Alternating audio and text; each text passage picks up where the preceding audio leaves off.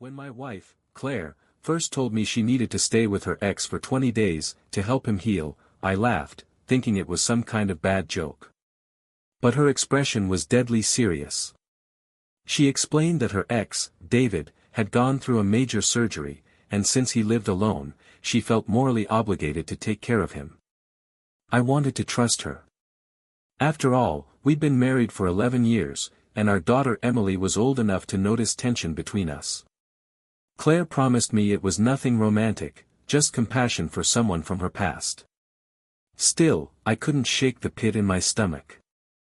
The first night she left, the house felt hollow. I tried to distract myself with work, with chores, with anything, but the silence ate at me. Emily, only 13, sat across from me at dinner and asked, "Dad, why does Mom have to stay with him so long?" I had no answer. That night, I stared at the empty side of the bed and wondered if I had just lost my wife without realizing it. The days crawled by. Claire called me every evening, her voice calm, reassuring, but distant.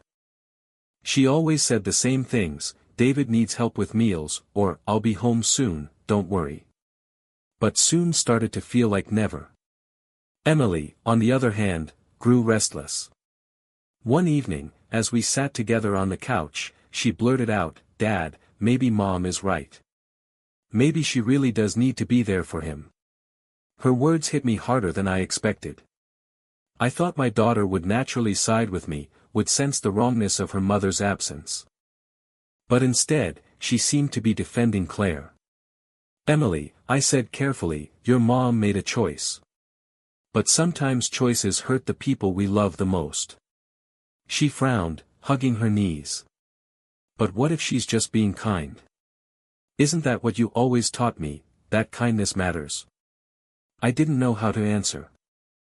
I felt torn between protecting Emily from a truth I didn't yet fully understand, and admitting that maybe, just maybe, my wife's heart was drifting in a direction I couldn't control. Every night I wrestled with doubts, and every morning I pretended everything was fine. But deep down, I feared something was unraveling in our family, thread by thread. By the 10th day, my patience was wearing thin. Claire sent pictures of meals she'd cooked for David, even of the walks they took around his neighborhood. Each image felt like a blade twisting in my chest. One evening, while Emily was doing her homework, I finally broke. I called Claire and demanded, "Why are you really still there? He's recovering, not bedridden. 20 days is not caregiving, it's living with him." She sighed, her voice calm, almost too calm. "I knew you'd react this way. But Mark, he has no one else. If I left too soon, it would feel cruel." Cruel. The word stung. What about cruelty to our marriage? To me? To Emily? That night, Emily overheard part of our argument. When I hung up, she looked at me with watery eyes. "Dad, you sound so angry. Maybe Mom just doesn't want to give up on people. Isn't that a good thing?" I clenched my fists, not at her, but at the situation. My daughter wasn't taking my side, she was taking her mother's. And each time she defended Claire, I felt more isolated in my own home. But then Emily said something that froze me: "Maybe you should stop being scared she'll leave, and start asking why she thinks she has to prove herself to him instead of you." Her words echoed long after she went to bed. The next morning, I couldn't shake Emily's words. Why does she feel she has to prove herself to him instead of me? That question haunted me as I made her breakfast. At school drop-off, Emily lingered before getting out of the car. "Dad," she said softly, "maybe you should go see Mom. Not to fight, just to see for yourself." It sounded ridiculous at first, showing up at my wife's ex's house like some jealous husband from a bad movie. But the more I thought about it, the more I realized Emily was right. I was drowning in suspicion without even knowing the full truth. That evening, I drove across town to David's house. My heart pounded the whole way, my palms sweaty on the steering wheel. I parked a few houses away, sat in silence, and watched the lights glowing from his living room. Through the window, I saw Claire. She was laughing at something David said while adjusting a blanket around his shoulders. He looked pale, but he wasn't helpless. The laugh, the way she tilted her head, the softness in her eyes, was the same laugh she used to give me. I felt my chest tighten. It was then I realized this wasn't about caregiving anymore. This was about connection, and I wasn't sure if I still had it with her. Before I drove away, I noticed a shadow move in the upstairs window. It was Emily's words again, whispering in my mind, "Why him and not you?" That question was about to change everything. I couldn't sleep that night. The image of Claire laughing in David's living room replayed in my mind like a cruel loop. My chest burned with anger, but underneath it all was fear that I'd already lost her. The next morning, Emily noticed my heavy eyes at breakfast. "You went to see her, didn't you?" she asked quietly. I froze, spoon halfway to my mouth. "How did you know?" She shrugged, her voice calm but piercing.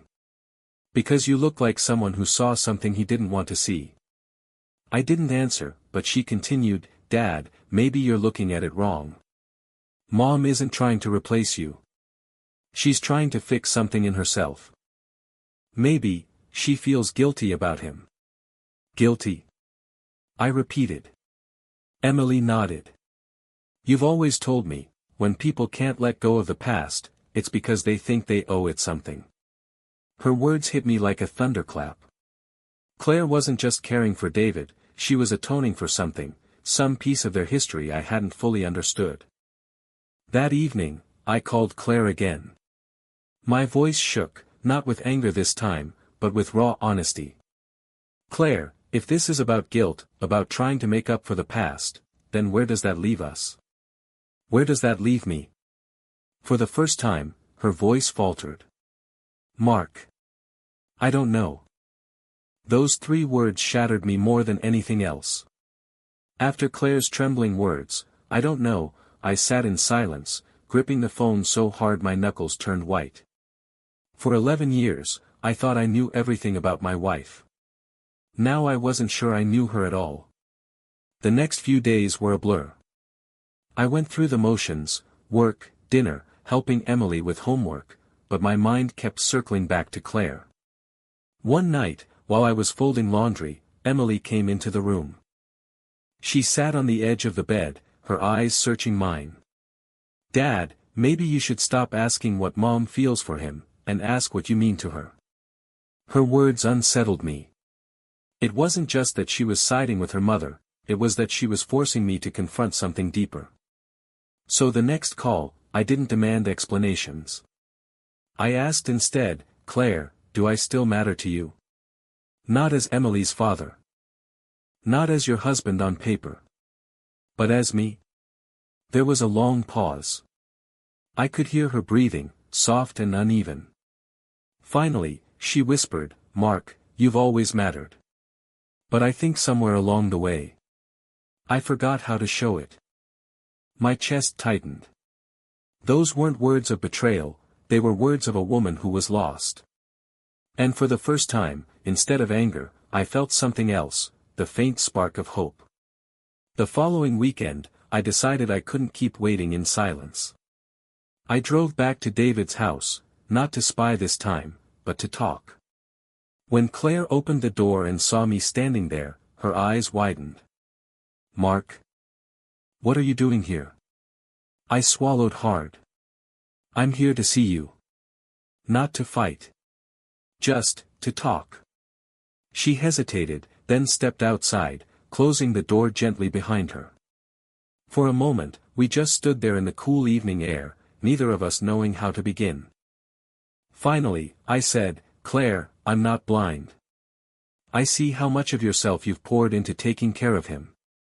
But I need to know, are you here because of him, or because you're trying to find something you've lost in yourself?" Her eyes shimmered with tears. "Mark, when David and I ended, I never gave myself closure. I carried that guilt, thinking I'd left someone broken. And when he reached out, it felt like my chance to fix the past. But I didn't think about what it would cost us now." I exhaled, my chest heavy. "And what about me? What about Emily? Do we still matter in that equation?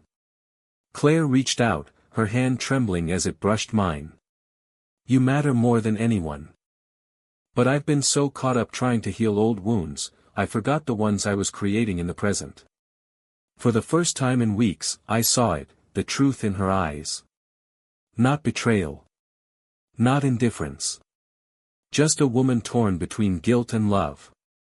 And I realized this wasn't just her battle. It was ours. When I returned home that night, Emily was waiting for me in the living room. She sat curled up on the couch, a blanket around her shoulders. Did you see Mom? She asked, her eyes wide with both hope and fear. I nodded. Yes. We talked. Her lips pressed into a thin line. And I sat down beside her, running a hand through my hair. Emily, your mom, she's not there because she loves him. She's there because she never forgave herself for the way things ended with him. She thinks helping him now will erase her guilt. Emily was quiet for a long time. Then she whispered, so it's not about us. I shook my head. No. But it's still hurting us, and she knows it. Emily leaned against me, and for the first time in weeks, I felt her trust return, even if just a little. Dad, she murmured, if Mom's fighting her past, then maybe you shouldn't fight her. Maybe you should help her win. Her words sank deep. Emily wasn't just siding with her mom, she was teaching me something. That love wasn't always about defending your pride. Sometimes it was about carrying the other person through their battles, even the ones you didn't fully understand. I kissed the top of her head. You're wiser than both of us, you know that. She smiled faintly, and for the first time in weeks, I felt a flicker of peace. The next day, I called Claire before she could call me. My voice was steady this time. Claire, I said, come home for dinner tonight. Not for good, just for tonight. Emily and I need to see you here, at the table, with us. There was a pause, then a sigh of relief on the other end. Mark. I'll be there. That evening, Emily set the table herself, carefully placing 3 plates instead of 2. She kept glancing at the door, her nervous energy filling the room.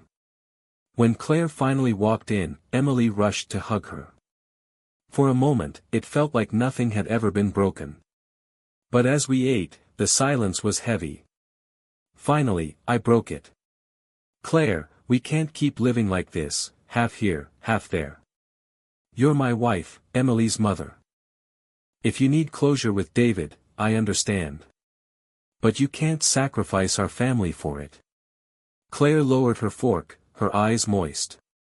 I know. I've been so focused on healing someone else that I didn't see how much I was wounding the 2 people who love me most. Emily reached across the table, placing her small hand over her mother's. Then fix it with us, Mom. Not just with him.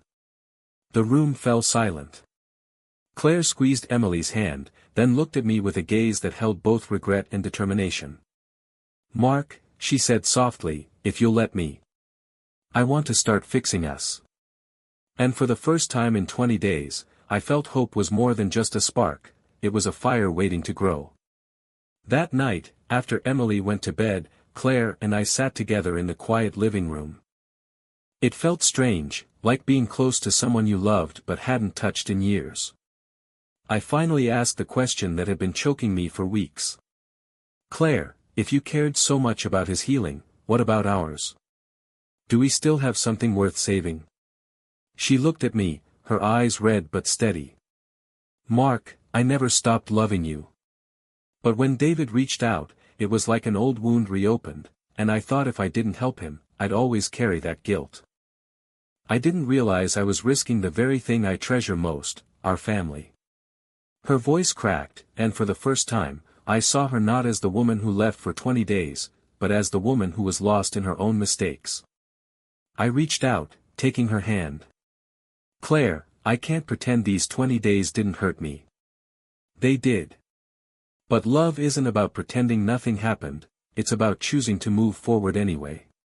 Tears streamed down her face. Then let me move forward with you. Please. Let me earn back what I broke. For the first time in weeks, I pulled her close.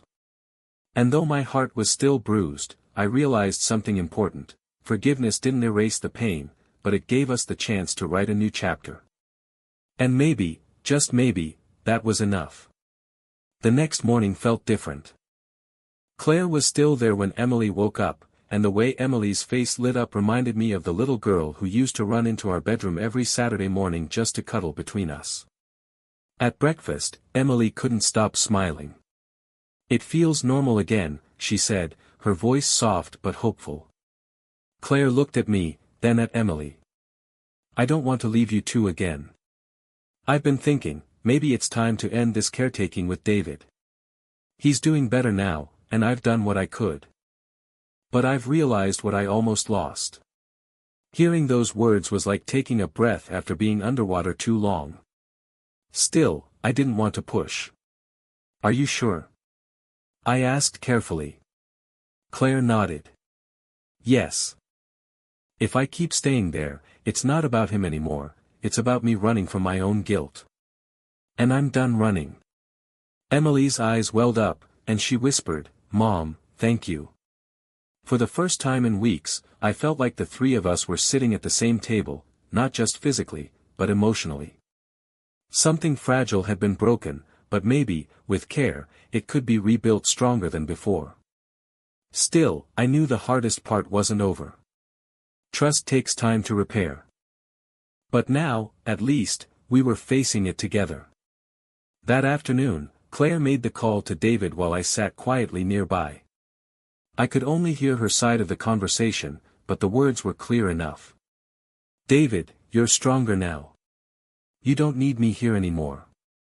No, this isn't goodbye forever, but I can't stay in the past. I have a family that needs me, and I need them too." Her voice was firm, even as her hands trembled. When she hung up, she let out a shaky breath, as if releasing a weight she'd been carrying for years. I didn't say anything at first, I just let her lean against me. After a moment, she whispered, "Mark, I'm scared. What if I broke us too badly? What if you can't trust me again?" I put my arm around her shoulders. "Claire, trust isn't something you snap back into place overnight. It's something we rebuild, day by day. But you're here now, and that's the first step." Later that evening, Emily joined us on the couch, curling up between us with a tired smile. "See," she said softly. "It feels right again." In that moment, I realized something. Emily hadn't just been a witness to everything. She had been the bridge, holding us together when we were close to falling apart. And maybe that was the sign we needed, that our love wasn't gone, just waiting to be chosen again. The next few days felt fragile, like walking on glass. Claire was home, but the silence between us carried everything we hadn't said. Still, there was effort, small but real. She made Emily's favorite breakfast. I fixed the squeaky hinge on our bedroom door. We were trying, even if the wounds were still fresh. One evening, as Emily worked on a school project at the table, Claire and I sat across from each other. She reached out, sliding her hand onto mine. "Mark. I know words aren't enough. So I want to show you, every day, that I choose this family. I don't expect you to forget, but I'm asking you to let me prove it." I looked into her eyes. They weren't the eyes of someone distracted or distant anymore, they were steady, pleading, full of the woman I'd fallen in love with years ago. Before I could respond, Emily piped up without looking up from her papers. "She's telling the truth, Dad. I can tell." Claire laughed softly, wiping a tear. "When did she get so wise?" I squeezed Claire's hand. Maybe because she had to be. In that moment, I realized something. Emily had taken a side all along, not just mine, not just her mother's. She had taken the side of us. The family. And maybe that was the reason we still had a chance. That weekend, I suggested something simple, just the three of us, no distractions. We went to the park where we used to take Emily when she was little. The air was crisp, the kind that carried both chill and comfort. Emily skipped ahead, her laughter echoing, while Claire and I walked slowly behind her. For the first time in weeks, we weren't talking about the past or the pain, we were just walking. Claire slipped her arm through mine. "Mark, do you remember when Emily was 5 and she tried to feed the ducks with French fries?" I chuckled despite myself. "And they actually fought over them." We both laughed, and for a fleeting moment, it felt like the old days. Not perfect, but real. Later, as Emily ran back to us, she grabbed both our hands. "See? This is how it's supposed to be." Her words were simple, but they pierced straight to the heart. She wasn't asking for big promises or apologies, just togetherness. That night, after Emily went to bed, Claire turned to me. "Mark, I can't undo the 20 days I spent away. But I can spend every day forward proving to you and Emily that I'm here. No more ghosts from the past. Just us." I looked at her, really looked at her, and realized that maybe healing wasn't about erasing scars, it was about learning to live with them, together. The following week marked a quiet turning point. Claire had officially stopped staying at David's, and though she still checked on him occasionally by phone, her focus shifted back to us. Our dinners no longer felt heavy. Emily's laughter filled the house again. And slowly, the silence between Claire and me began to soften into real conversations. One evening, as we sat on the porch watching the sunset, Claire reached for my hand. "Mark," she said gently, "thank you for not giving up on me, even when I nearly made you." I squeezed her hand. "Claire, love isn't about never making mistakes. It's about choosing each other after the mistakes. And I'm choosing you."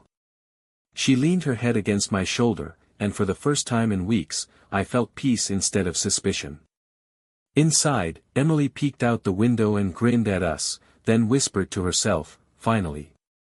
I realized then that our daughter had been the strongest of us all, the one who reminded us that family wasn't about perfection. It was about staying together, even when the cracks showed. Our story hadn't been easy. There were wounds, there was doubt, there was pain. But in the end, we hadn't lost what mattered most. We'd found a way to rebuild it. And as the sun dipped below the horizon, I knew, our family's love had survived the storm.